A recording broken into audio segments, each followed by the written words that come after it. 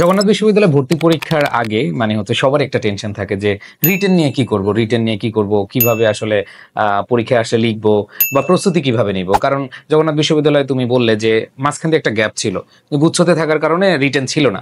So তুমি যেটা overcome করেছো প্রশ্ন ব্যাংক দেখে, তো তোমার আসলে কেমন মনে হয়েছে যে এই রিটেন নিয়ে কি অনেক অনেক বেশি ভয়ে ছিল নাকি মোটামুটি ওভারকাম করার মতো ছিল?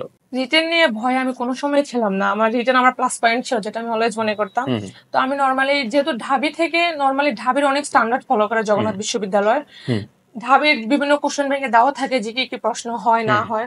তখন আমি নর্মালি এই বইটা ছিল ডিউ রিটেন ফাউন্ডেশন, এটা হুম আপনাদের বাংলা জিকে ইংলিশ সবগুলো দেওয়া থাকে কোশ্চেন হুম হুম প্যাটার্ন হুম কেমন হবে, এগুলো একটু নিজে প্র্যাকটিস করতাম। তারপরে সবচেয়ে বড় কথা হচ্ছে আমরা জগন্নাথের জন্য কোশ্চেন ব্যাংক, আপনার যে একটা প্রশ্ন ব্যাংক থাকে যে আমরা নিজেরা পরীক্ষা দিব, ওইটা পাই নাই আমি হুম কোথাও। হুম। তখন আমি নিজে নিজে প্রশ্ন তৈরি করছিলাম, 4-5টা প্রশ্ন বাহ। তৈরি করছি। করে আমি, যেহেতু 40 মিনিট ছিল রিটেনের জন্য, আচ্ছা। আমি টার্গেট 30 মিনিটের মধ্যে আমি শেষ করব। বাহ। তখন আমি 28-29 মিনিটে গিয়ে আমি শেষ করতাম। এটা আমাকে অনেক হেল্প করছে পরীক্ষার হলে, যে নিজে নিজে প্র্যাকটিস করতে, নিজে নিজে পরীক্ষা নর্মালি নিজেরই বেশি দিতে হয়, কোচিং থেকেও নিজে টাইম ধরে নিজের সততা কতটুকু ওইগুলা দিয়ে আমি নিজে নিজের চেষ্টা নিজেই করেছিলাম, এটাই। বাহ, গ্রেট।